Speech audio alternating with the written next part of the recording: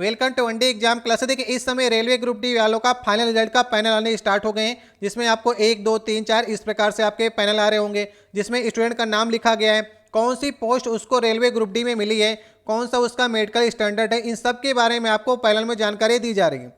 देखिए जिसका medical standard down है उनके लिए जॉब के लिए खतरा थोड़ा सा मुश्किल हो गया है, इसलिए B2 और C1 मेडिकल स्टैंडर्ड वालों लोगों ने रेल मंत्री को लेटर लिखा है। तो इसके बारे में विस्तार से चर्चा करते हैं। अगर आपको जानकारी अच्छी लगे तो वीडियो को लाइक कर दीजिएगा, पहली बार आप चैनल को सब्सक्राइब कर दीजिएगा।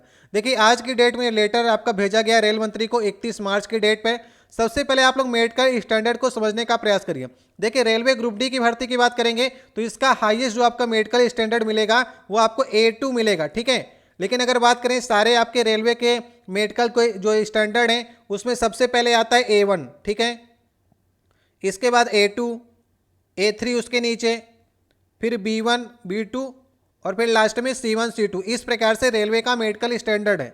इसमें बात करेंगे रेलवे ग्रुप डी में तो A2 हाईएस्ट आपका मेडिकल स्टैंडर्ड होगा, क्योंकि A1 वाले में तो लोको पायलट को मिलता है। A2 और A1 का जो दोनों मेडिकल स्टैंडर्ड है इसमें विदाउट चश्मा मांगा जाता है। A3 में थोड़ा सा चश्मा चल सकता है, मतलब अगर आपकी थोड़ी सी आंखें कमजोर है 6/6 में आप चश्मा लगा सकते हैं। B1 में अगर आपका 4 पावर से कम का चश्मा है तो आपको B1 स्टैंडर्ड मिलेगा, 4 पावर से ऊपर का चश्मा तो आपको B2 मिलेगा, और ज़्यादा आपकी आंखें कमजोर है तो C1 C2 में जाते हैं। तो यहाँ पर देखिए लेटर को समझिए, आप लोग नहीं समझ में आएगा तो आपको लास्ट में समझाने का प्रयास करेंगे। यहाँ पर देखिए लिखा गया है, सेवा में श्रीमान रेल मंत्री भारतीय रेल भवन नई दिल्ली को लेटर भेजा गया है। विषय में लिखा गया B2 तथा C1 मेडिकल स्टैंडर्ड स्टूडेंट को जॉब देने हेतु। अब देखिए यहाँ पर लिखा गया, महोदय सविनय निवेदन है कि हम सभी छात्र आपका ध्यान इस ओर आकर्षित करना चाहते हैं कि CN नंबर 01/2019 मतलब लेवल 1, जो लेवल 1 को आप लोग ग्रुप डी कहते हैं, रेलवे ने नाम चेंज कर दिया है, पहले ग्रुप डी कहा जाता था, अभी जो है ग्रुप डी को ग्रुप सी में डाल दिया है, और ग्रुप सी की ये लेवल 1 पोस्ट है, ठीक है। लेवल 2 में आपकी NTPC से पोस्टें होती हैं, और लेवल 1 जो है आपका ये 01/2019 के नाम से कराई जा रही है। यहाँ पर देखिए फाइनल पैनल में C1 और B2 मेडिकल पाने वालों को पहले C1 का कोई पोस्ट देने का कृपा करें। यदि ऐसा नहीं हुआ तो हमारे साथ अन्याय होगा, क्योंकि हमने 4 कीमती वर्ष इस वैकेंसी में इंतजार में काटे हैं। पहले तो रेलवे द्वारा रिवाइज्ड वैकेंसी के नाम पर C1 की पोस्ट को कम कर दिया गया, जबकि जब नौकरी का वक्त आया तो सभी जोन ने नंबर और प्रेफरेंस के हिसाब से हायर मेडिकल कैटेगरी वालों को C1 पोस्ट आवंटित किए जा रहे हैं।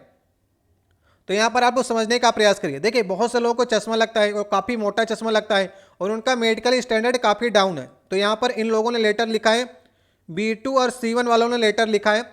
यहाँ पर ये कहना चाह रहा है कि जो B2 और C1 की पोस्टें हैं, देखिए बहुत सी पोस्टों में B2 और C1 मांगा जाता है, जैसे आपका वर्कशॉप हो गया, हॉस्पिटल अटेंडेंट की पोस्टें हो गई, इस प्रकार से ढेर सारी पोस्टें हैं जहाँ पर B2 और C1 ही मांगा गया है। लेकिन कई लोगों के नंबर ज़्यादा हैं, जैसे आपने 100 में 90 नंबर ले आए तो आप हाईएस्ट नंबर हैं, और आपने प्रेफरेंस में ये B2 और C1 वाली पोस्ट रखी हैं, जबकि आपका मेडिकल स्टैंडर्ड जो है वो A2 वाला है, लेकिन आपने पोस्ट प्रेफरेंस में ये दोनों पोस्टें ले रखी हैं, तो आपके नंबर ज़्यादा है, तो आपको ये स्टैंडर्ड की पोस्टें आपको मिल जाएंगी। तो रेलवे यही कहता है कि आपने प्रेफरेंस जो डाला होगा और आपके नंबर ज़्यादा हैं तो उसी के हिसाब से हम आपको पोस्ट देंगे। रेलवे क्या करता है, पहले नंबर देखता है, फिर प्रेफरेंस देता है, उसके बाद ही मेडिकल देखता है। तो मेडिकल मुख्य भूमिका अदा करता है। अगर आप उस कैटेगरी में मेडिकल क्वालिफाई नहीं कर रहे हैं तो आपको नीचे कैटेगरी में दिया जाएगा।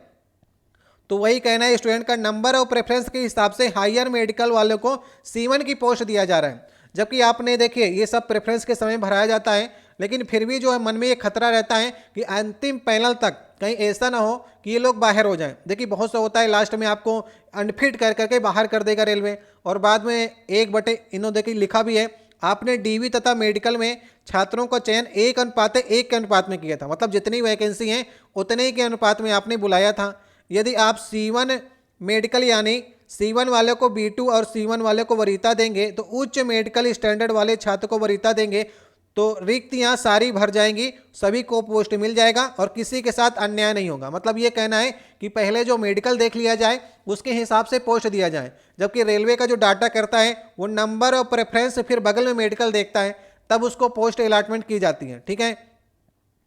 अब यहाँ पर देखिए लिखा गया है, अतः श्रीमान जी से निवेदन है कृपया इस ओर ध्यान दें, आकर्षित करें, रिजल्ट के पैनल को तैयार करते समय इन बिंदुओं पर ध्यान दें। और यहाँ पर लिखा गया प्रार्थी के नाम में आज्ञा से सभी जो B2 और C1 के छात्र हैं उनके द्वारा ये लेटर लिखा गया। तो चलिए सबसे पहले आपको मेडिकल स्टैंडर्ड की ओर ले चलते हैं, वहां पर इसके बारे में समझाने का प्रयास करते हैं। अब देखिए आप लोग इसे समझने का प्रयास करिए। जैसे कि यहाँ पर आप मेडिकल स्टैंडर्ड देख रहे होंगे, यहाँ पर ये पोस्टें लिखी गई हैं आपके लिए। तो यहाँ पर आप देखिए ये C1 मेडिकल स्टैंडर्ड में आपको असिस्टेंट वर्कशॉप मिलेगा कहीं का भी। B1 में आपको असिस्टेंट ब्रिज CNW मिलेगा। C1 में ये है, इस प्रकार से आप देख सकते हैं। यहाँ पर आप देखिए हाईएस्ट मेडिकल कैटेगरी की जो पोस्ट है असिस्टेंट पॉइंट्समैन की, जिसे आप पोर्टर भी कहते हैं। तो पॉइंट्समैन के अंतर्गत कई कार्य आते हैं जिसमें पोर्टर के भी काम आता है। तो A2 जो है वो हाईएस्ट मेडिकल कैटेगरी है। तो अब देखिए यहाँ पर C1 वाले जो हैं यहाँ पर उनके लिए पोस्टें देखिए कौन कौन सी हैं। पहली ये है, दूसरी, तीसरी यहाँ पर है, चौथी, पांचवी।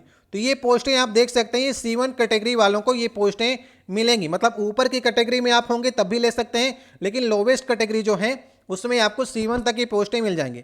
अब देखिए जिनके नंबर ज़्यादा हैं और जिन्हों लोगों ने पोस्ट प्रेफरेंस में असिस्टेंट वर्कशॉप डाला है, मान लीजिए कि असिस्टेंट TL वाला वर्कशॉप डाला है और यहाँ पर हॉस्पिटल अटेंडेंट डाला है, तो उनके नंबर ज़्यादा हैं, उन्होंने प्रेफरेंस डाला है, उनको पहले मिल जाएगा।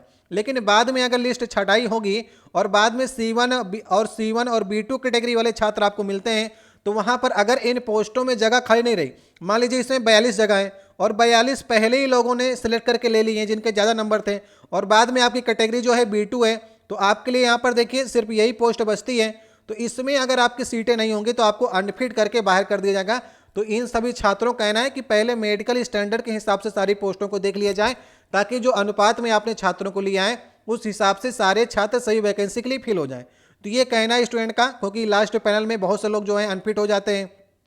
फिर जिन लोगों ने रेस निकाली होती है उनको कॉल जाता है कि आपके 1-2 नंबर मेरिट घटाई गई है, आप लोग फिर से डॉक्यूमेंट वेरिफिकेशन कराइए, मेडिकल कराइए और वैकेंसी में करिए। इस प्रकार से पिछले बार रेलवे ग्रुप डी की जो भर्ती हुई, इसी प्रकार से कई नंबर 2-3 नंबर कम करके भी लोगों को बुलाया गया है। तो ये चीज़ें कहना छात्रों का है, लेकिन रेलवे हमेशा यही करता है कि अगर आपने नंबर आपके ज़्यादा हैं, आपने पोस्ट प्रेफरेंस कुछ भी रखी है, आपका मेडिकल स्टैंडर्ड अच्छा है, मान लीजिए आपने A2 है, तो आप कोई भी पोस्ट यहाँ पर से प्रेफरेंस में ले सकते हैं।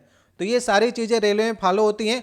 तो इस ओर ध्यान आकर्षित करने के लिए रेल मंत्री को लेटर लिखा गया है, ताकि रेल मंत्री इस बात पर निश्चित करें कि जो पोस्टें जिसके लिए बनी हैं वैसे ऐसा नहीं है। यहाँ पर लिखा यह गया है कि ये मिनिमम सबसे लास्ट वाली कैटेगरी है, मतलब इसके नीचे आप होंगे तो ये पोस्ट नहीं पाएंगे। लेकिन ऐसा ये कहीं पर नहीं लिखा गया है कि C1 को ही ये पोस्ट मिलेगी, A2 वाला भी प्रेफरेंस करेगा तो ये पोस्ट मिल जाएगी। ठीक है, तो यहाँ पर ये लेटर लिखा गया है। आप कितना इसमें सहमत हैं? अगर आप इसके अंतर्गत आते हैं तो आपको तो ये चीज़ें अच्छी लगेंगी, लेकिन जिन लोगों ने इन चीज़ों को प्रेफरेंस में डाला है, जो लोग चाहते हैं कि B1 में हमको ट्रैक मेंटेनर न मिले, तो उन लोगों ने तो सबसे लास्ट में ट्रैक मेंटेनर डाला होगा, तो पहले C1 की कोई ना कोई पोस्ट को चूज कर लिया होगा। तो नंबर ज़्यादा है तो रेलवे देने का प्रयास करेगा। अभी तक तो इसी तरह नियम चला आ रहा है। तो ये सब चीज़ें देखिए लेटर में लिखी जा रही हैं। अब देखते हैं क्या इसमें कुछ बदलाव होता है कि नहीं। अगर लेटर पहुँचता है तो शायद कुछ छात्रों को राहत मिल सकती है, क्योंकि बहुत से लोग जो हैं ट्रैक मेंटेनर में पोस्ट ज़्यादा होती हैं, तो बहुत से लोग क्या करते हैं, उनके नंबर ज़्यादा होते हैं, लेकिन ट्रैक मेंटेनर पोस्ट ज़्यादा होने के बाद क्या होता है, वो लोग उसको फिल कर देते हैं, मतलब पहली प्रेफरेंस दे देते हैं, और फिर अच्छे नंबर वालों को भी पोस्ट प्रेफरेंस में ट्रैक मेंटेनर मिला है। ठीक है, तो ऐसा नहीं है कि बहुत से लोग को कार्य मालूम नहीं होता, बाद में मालूम चलता है। पहले तो ये होता है कि कोई ना कोई एग्जाम निकल जाए। ठीक है, इसी प्रकार से देखिए बहुत से लोग कहते हैं कि इसमें से पॉइंट्समैन सबसे ज़्यादा लोग चूज करते हैं, तो पॉइंट्समैन में जितनी वैकेंसी होंगी उतनी तो आपको मिलेंगी। उसके बाद आपके दूसरे या तीसरे प्रेफरेंस की ओर आप आएंगे, वहाँ पर आपका मेडिकल स्टैंडर्ड होगा तो आपको मालूम चलेगा। तो ये सब चीज़ें देखिए मेडिकल स्टैंडर्ड के बारे में आपको मालूम होने चाहिए। जैसा रेलवे करता है, अगर आपने प्रेफरेंस में डाला होगा तो आपका ध्यान अवश्य दिया जाएगा। ठीक है, तो ये लेटर लिखा गया था। और आप में से आपका कितना मेडिकल स्टैंडर्ड है, क्या आपका डाउन मेडिकल स्टैंडर्ड में आपका पैनल में किसी न नाम आया है, तो आप कमेंट बॉक्स में कह सकते हैं। ठीक है, चलते हैं, मिलते हैं नेक्स्ट वीडियो में। बहुत बहुत धन्यवाद। कोई अगर जानकारी हो तो आप कमेंट बॉक्स में छोड़ सकते हैं।